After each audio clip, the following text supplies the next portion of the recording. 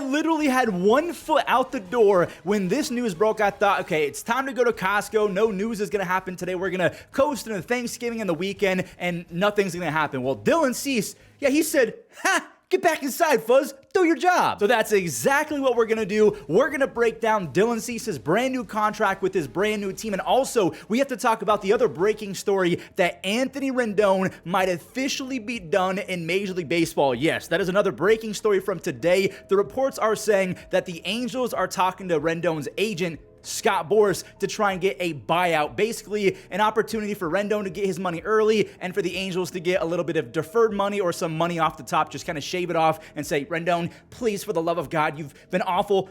Just help us out a little bit, and that might happen. Anyways, I'm yapping. Let's talk about Dylan Cease to the Blue Jays. Whoa, that is a very bright screen. Hold on a second. Dylan Cease is getting a 7-year contract, so he is going to be a Blue Jay probably for the rest of his life. He's about to be 30 years old, so when you're Dylan Cease and 37 years old, yeah, it's probably about time to hang it up at that point, so this is a lifetime contract. The reports are saying that it's anywhere from $200 to $210 million, so the biggest thing that you guys have to remember is that Kevin Gausman, he's a free agent after 2026, so this is essentially a security blanket just in case Gausman leaves, or now they can trade Gausman, because when you can go Cease, Trey Savage, Shane Bieber, but then again, Shane Bieber is on a 1-year deal, so maybe they trade him.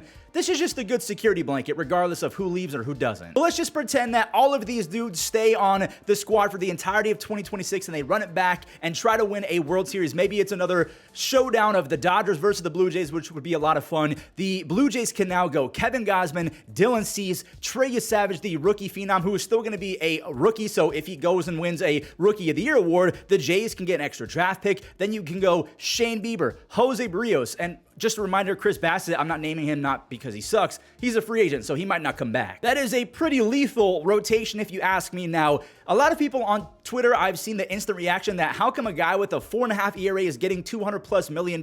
Well, here's where I might lose some of you, because we can't just look at his 4.5 ERA. We have to look under the hood and kind of piece together his stats, because there's more than meets the eye. Why does it sound like I'm quoting Transformers? Sure, Dylan Cease had a 4.5 ERA, but he also had 215 strikeouts in 168 innings. If you're doing the math, I think he led the league with an 11.5 strikeouts per nine. That is mythical for a starting pitcher. There's a stat that I really like. It's called FIP, that is fielding independent of pitching, which is kind of reverse. It's essentially how good is a pitcher all by himself. The comparison I always like to draw is, I don't even know if this was real, but an urban myth about Satchel Paige. One time, he was so angry at the opposing team, he looked at his infielders and outfielders and he said, go in the dugout, I got this, and he struck out the side because he didn't need his defenders. That's essentially what FIP is. How good is a pitcher all by himself without the bad luck or even good luck of a great defense or a Kyle Schwarber out there in left field? Aaron Nola is a perfect example. His ERA is always sky high, and sometimes it's simply because Nick Castellanos and Kyle Schwarber are terrible at getting to baseballs and they drop for base hits, and that leads to runs. Same with Zach Wheeler. He's been bit by the ERA bug too. Wow, I am yapping, but all of that to say,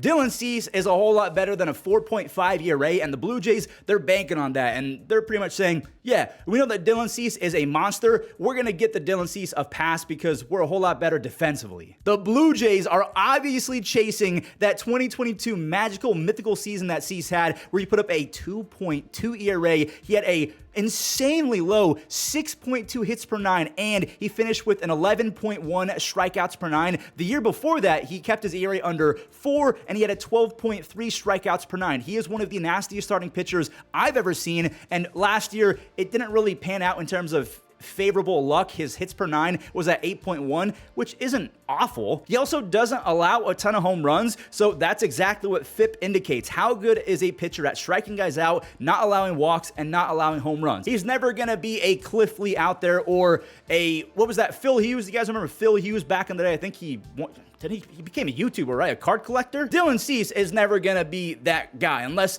he has the same approach to baseball as Aroldis Chapman. If you guys believe that story that Aroldis Chapman allegedly never was locating his fastball until this year. Maybe Dylan Cease is doing the same thing. I don't know. So maybe for Dylan Cease, all you have to do is say fastball up, fastball down, fastball in, and he's not going to walk as many guys. We all know what the Blue Jays are getting in Dylan Cease, a bona fide two-starter who, when he's at his best, is a bona fide ace. And since 2021, he has routinely thrown 30-plus starts. It's been 32, 32, 33, 33, 32. He's led his league in starts 3 of the last 5 seasons. I mean, this guy, he's going to walk his batters. That's obviously an attribute of Dylan Cease. But just like Blake Snell, usually he's going to get out of it by not allowing a bunch of base hits and keeping it on the ground or just striking out the side. To quote my friend Giraffic Mark, pitchers tend to age like fine wine a little bit more often than hitters. Dylan, he's about to be 30 years old, so he's kind of entering his prime, so to speak, as someone who can not only be a flamethrower, but has the veteran mindset and the experience to know how to pitch. If you know, you know. I'm talking about knowing when to throw that slider in the dirt or really get after a hitter, not waste pitches. Just maybe you dial it back to 96, 97 instead of 100 miles an hour. And again, Dylan Cease at almost 30 years old, he's just going to be a more well-rounded pitcher heading into his 30s, but that's just me guessing. The Blue Jays are coming out swinging to begin this 2026 offseason. I absolutely love it. This is a big get, and for the first half of 2026, the fact that they can go Kevin Gausman, Dylan Cease, Trey Savage, Shane Bieber, José Berríos. I know a couple of those guys could leave after 2026, or they could get flipped at the deadline for some extra young players. But going into the next season, the Blue Jays are some heavy favorites. They just got even better. Now it's time to talk about Anthony Rendon. I'm going to keep this pretty beef.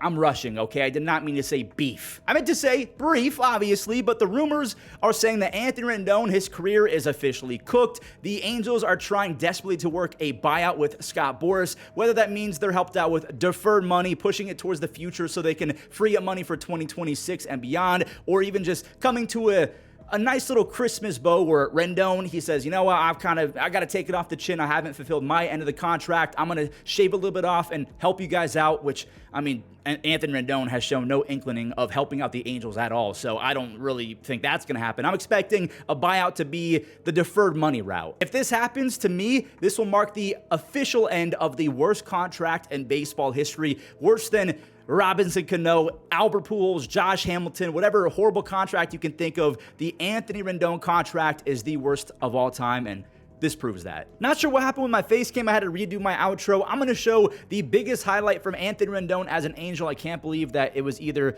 him swiping at an A's fan or him hitting a home run as a lefty. Thanks for watching, guys. Let me know your thoughts on Dylan Cease going to the Jays and Rendon retiring or potentially. Enjoy. Look at him. Did he? Look at him doing this. Did he? Come on, Jimmy! Oh.